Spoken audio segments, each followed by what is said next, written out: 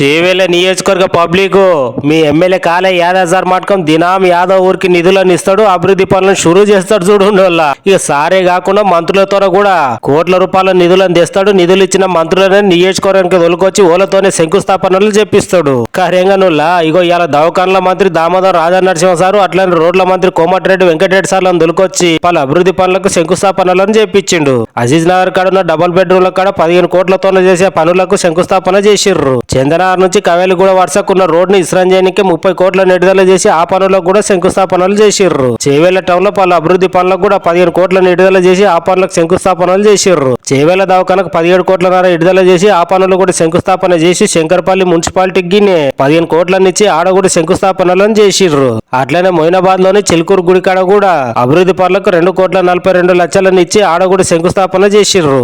అట్లనే మొయినాబాద్ గిన 15 కోట్లనిచ్చి ఆ పనులు కూడా శంకుస్థాపన చేసిర్రు మంత్రి సార్లు. అయితే ఎమ్మెల్యే సార్ అంటే అభివృద్ధి పనులకు లక్షలు విడుదల చేసుడే కాకుండా మంత్రుల తన కూడా కోట్ల రూపాయలను విడుదల చేపించి అభివృద్ధి పనులు చేసడానికి ఇది చూసిన నియోజకవర్గం మంది మాటకు మస్తు ఆనందం పడుకుంటా ఎమ్మెల్యే కాలే యాదవ్ సార్ కు ధన్యవాదాలు చెప్తున్నారు.